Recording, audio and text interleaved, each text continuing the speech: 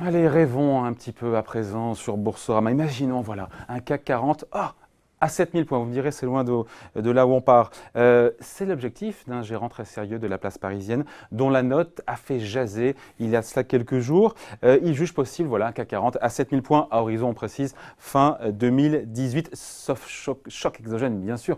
On en parle avec Laurent Grassin, bonjour. Bonjour David. Journaliste Boursorama. Ouais. C'est un seuil qu'on a approché en histoire, mais qu'on n'a jamais touché. Bon allez, je vais vous prendre dans ma DeLorean, on fait un petit retour vers le futur.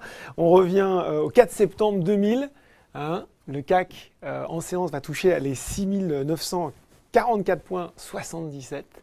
Là, on se dit, je pense que c'est une époque que vous avez vécue, on est dans un contexte assez euphorique.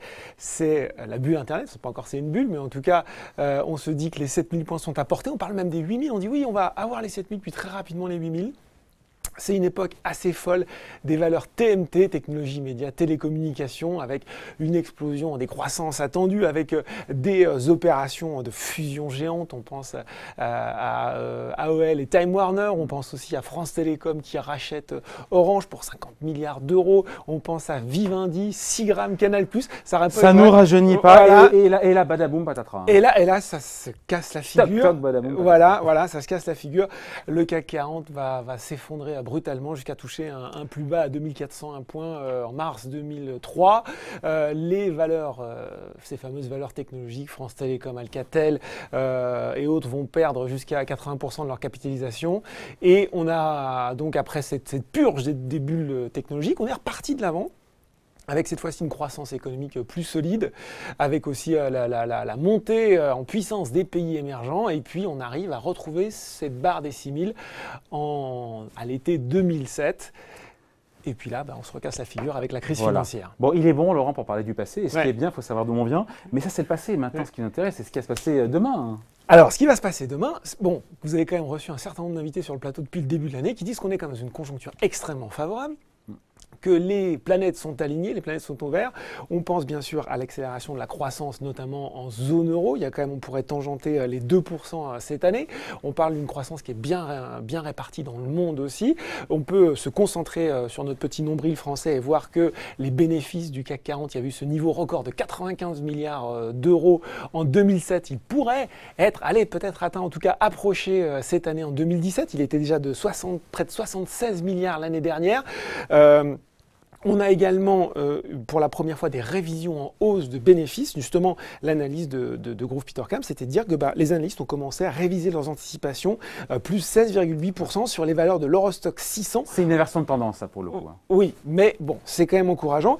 Et puis, l'idée, en fait, je suis allé leur parler aux gens de Grove. Je leur ai dit, mais quand même, vous vous rendez compte que vous faites un petit peu de remous. Ils disent, l'idée, c'est quand même que la zone euro reste bien orientée. Ils sont très, très au courant. Ils ont bien vu, effectivement, que les marchés américains étaient eux bien valorisés. C'est un euphémisme. Oui, mais ils disent on n'est pas obligé, c'est pas parce qu'on est au plus haut qu'on va décrocher. Ils misent sur ce qu'ils appellent une consolidation latérale, c'est-à-dire une relative stabilité des marchés américains qui n'empêcherait pas les marchés européens de monter. Et là, ils jouent un second tour Macron un petit peu, tout simplement, de dire les réformes qui vont rentrer en application, notamment sur les allègements de charges et autres, vont profiter aux valeurs du CAC 40. Alors, ils citent des valeurs qu'on a déjà vues, Société Générale, AXA, ils citent Orange pour une consolidation dans le secteur des télécoms.